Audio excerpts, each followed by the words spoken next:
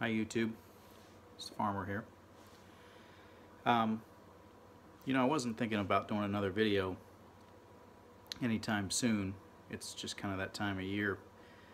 But I was enjoying this particular pipe and the tobacco that was in it this morning. And I'm thinking to myself, I might want to do at least a quick video in case there's some newbies out there to the hobby, and maybe just kind of give them my story about this pipe and this tobacco, and it might save them from some frustration. So the story, we'll start with the pipe. Both of the elements we'll talk about, the pipe and the tobacco, are two things that at one point I'd given up on. And there's probably a lot of factors in there of why they're becoming enjoyable again, so we'll go over a few of those. But just to start out, this is the pipe. This is on the grand scheme of things, a relatively inexpensive Lorenzetti bent brandy or bent egg or apple, whatever you want to call it. This is an Italian pipe. This is the Augusta Caesar version of that. And the story about this pipe is, I was at a conference in New Jersey a couple years ago. Went across the border into New York City.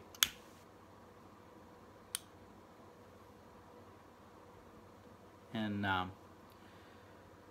saw the Davidoff shop, whatever you want to call it, over there on the corner of 5th Avenue, and decided, I think 5th and Madison, maybe, that might be right, or 48th and 5th, I can't remember. At any rate, there's a couple of them in New York City. I think this is the main one, the original one, but it was my first experience in a pipe shop that you could, I guess, consider just about everything in there to be high grade. So upon entering the shop, I had in mind to spend maybe $100 to $125 on a pipe, and up until then I hadn't purchased much. Actually, I don't think anything much more expensive than this. I probably had $50, $60 pipes at that time. Getting away from the basket pipes, getting into some of the stuff on the bottom of the walls in some of the pipe shops around here, but at least we were getting out of the baskets and onto the wall. And I walked in the shop and I was greeted by a young man there, very enthusiastic, really knew his stuff about pipes. I cannot remember his name. It was a Latino first name. If I think about it or I find his business card, I'll put it on over, because he was a great guy.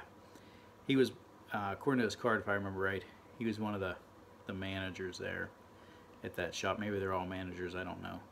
But at any rate, he treated me very well, even though I wasn't probably his typical customer coming in there looking to spend, big money. And he showed me some, I think, Caminettos, and maybe, was that stuff above Savinelli, above, a little higher up than that. Maybe there was a Dunhill there. I can't quite remember, but I think he realized right away that $300, $400, $500, $600, that was not going to happen that day. So we moved over to a different section of the wall, and I was picking up pipes, and the first thing I was doing was find a shape I liked. And at that time, I was really into this shape. And I'm checking the price tags, and this pipe was, I don't even remember, 85 bucks, 90 bucks, something like that, maybe 100. It was under 100, I guess. And at the time, I like the shape, I like the color. It has a 9mm filter option. It's never had a filter in it, never used one, but it did have the option in there. I like the way it fit in my hand. And that gentleman did not try to discourage me or upsell me in any way.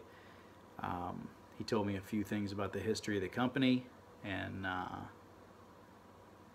we boxed it up and off we went. Now, over the last couple of years, this pipe it frustrated me to no end for the better part of a year. 30, 40, 50 bowls into it maybe. And it went on the rack, hit the bottom of the rack, and it didn't come off for several months. Probably most of this summer it didn't come off. So I guess it was maybe about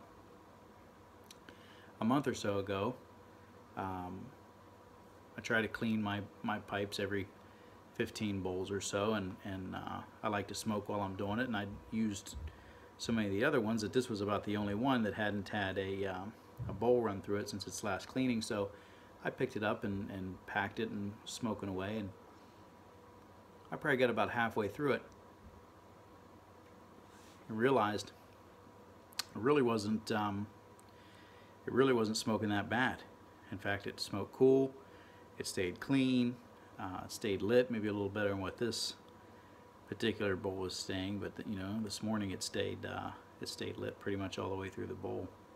Of course, I wasn't BSing with you guys while I was smoking it, but yeah, at any rate, it turned into a pretty decent pipe. And then this morning, I thought, wow, what a good pipe. It's actually become, you know, it's not my top 5 or 10, but it's up there. And there's some other pipes that had always smoked better than this right out of the box, maybe it's a couple Petersons or something like that, that have fell beneath this pipe in the way it smokes. So I guess that's a quick lesson on not giving up, not getting frustrated. At the same time, you don't want the tongue bites, you don't want to, you know, get a burnout. I mean, you don't want to smoke something that's not enjoyable, but if you find yourself in a position where you know, you go to the pipe club meeting somewhere, you might smoke 3 or 4 bowls, and you grab something that you're maybe hopeful that it gets better, you throw it in your pocket and run a half a bowl through it. And if it doesn't work out, tap it out and grab something else. No harm, no foul, but at least you're giving it a chance. And I think something has to be said for a few things. There's probably a few reasons. First of all, of course, everybody talks about the break-in period. This pipe had a nice cake. It got built up with a pretty decent cake fairly quickly, but it did not, it just didn't smoke great. It just never smoked great compared to some of the other ones I had. So, you know, I don't know if it was, I'm sure it was a combination of the break-in of the pipe, break-in of the stem, you know, repeated cleanings. It does have the air hole drilled a little high right here. You know, it could have been a buildup of cake in the bottom and the heel there that just got the tobacco up to that air hole height and just made all the difference. And it probably had as much or more to do with my repetition and my practice and my maturity as well in the hobby. So I'm sure it was a combination of things. I don't have too many pipes that are relegated to one tobacco, so this has had a few different ones in it as far as that goes, and you know, it does a good job with everything. So I don't think it was a whole lot to do with that, but yeah, that's my take on this Lorenzetti. So it turned into a pretty good pipe. Didn't have a lot of hope for it at first. Sat on the shelf, you know, for quite a while, and then picked it up. It could have been the curing, it could have been a million different things, but at any rate, give them a chance, and what do you have to lose? I guess that's the point I'm trying to make there. So that's that. So now we'll talk about the tobacco. Now this is a tobacco that most people, well, not most people, but this is a tobacco that it's held in a pretty high standard as far as the maker. And I bought this tobacco in Philadelphia, Pennsylvania, at I think it was Holt's Cigar Shop, and I'd heard of it. Once again, I was never in the high grade, wasn't in the high grade smoking realm for that long, so definitely heard of it, knew it was highly regarded, never tried it. Heard several different brands, but saw this on the shelf. Actually, the gentleman there, you know, showed it to me, and I just told him I was looking for something different. He asked me if I'd ever tried it, and I said no, and he said, you got to give it a try. It's the greatest thing ever, according to him. Anyhow, I got it home, tried it for pretty much the good chunk of the summer last year, and really didn't like a single bowl of it. So this sat in the cellar, if you want to call it that, in my tobacco area over there. Got buried amongst a bunch of things, and I pulled it out, oh, I don't know, a couple weeks ago. I was just bored, looking for something a little different. Thought I'd give it a shot. Now, I will say this: it didn't come up to the level of improvement that the pipe did, as far as I'm concerned. But it certainly got better, and it certainly became something that moved from the bottom shelf of that cellar, you know, up somewhere in the middle. And I'll be going to it more and more. But it's Esoterica's, and so to bed. So, you know, the tobacco itself was very expensive at the time. I remember, you know, at the time I couldn't believe I'd paid that much for that tin, but $23.50 for that bad boy. And you know, it's got a kind of a corny verbiage, you know, about it. I guess it's different, but it you know, gives you some background as far as was blended exclusively for the Arango Cigar Company.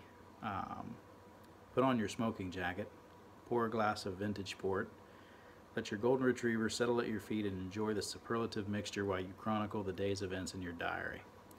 I promise you I don't have a diary. I don't have a golden retriever. I'm a Doberman guy. I don't own a smoking jacket. I have had my share of vintage port, I can tell you that. But I'm a Jack Daniels kind of guy. But the long and the short of it is, tried this. I just didn't like it. It had a floral. I thought it had a floral taste to it. But since then, you know, I've had some tobaccos that I really didn't like. They had that soapy taste, that floral taste. You know, I don't know what gives all those tobaccos that, but it turns out that this isn't that shabby. It's got a little, you know, I don't know about a punch or a kick, but it is a good evening tobacco. It will definitely settle you down, but it's a ribbon type cut, so you can see that on there. When I cracked this can open, it was far too damp for me. I did not like it. It wouldn't stay lit at first. And I've been smoking a pipe long enough to know, you know, how to get around that. So I got it dried out pretty quickly. And I'm not 100% sure that's what improved its quality. But I'm sure it has something to do with it. And, you know, flavor-wise, it's still the same as I remember, you know, a year ago or more than a year ago. But I seem to handle it a little better. I don't mind the taste. It's not my 100% favorite, but it's certainly better than some of the stuff out there on the market that it makes itself sound as good or better than this. You know, it doesn't take, a little goes a long way in the pipe, so, you know, I don't know, I've probably packed 15 to 20 bowls max of this, and it gets a little better every bowl. So that's that. I think I haven't done much reading on it. I'd imagine it's probably a little bit of everything in there, but it's got a good tin note to it. It's got a nice room note. It stays lit. It works for me pretty well. But yeah, that's my take on this. And just a note to everybody, like I said, you know, don't give up. Put it away for a while if you start to get discouraged. Don't throw it in the trash. Don't trade it off. I made that mistake before. Throw it in a drawer. You know, keep your eye on it. One of these days you get bored, pull it out, give it a shot again. Every 7 years they say our taste change, so maybe that's the ticket. Maybe it's the 7 years. You know, leave it sitting in the drawer. I don't know if it'll last that long, but yeah, I just wanted to give you a quick video, say hi to everybody. I really appreciate some of the extremely kind comments that people have sent my way. Those of you that subscribed, it means a lot. We're just having some fun with this, so keep the comments coming, keep the subscriptions coming. Any questions, you know, shoot them my way. I'll answer them as fast as I can. But have a great night. Try to stay warm. 8 degrees up here in Northeast Ohio. It's pretty crappy outside right now. If you're not a person that loves the cold. And we'll talk again soon. Thanks. Good night.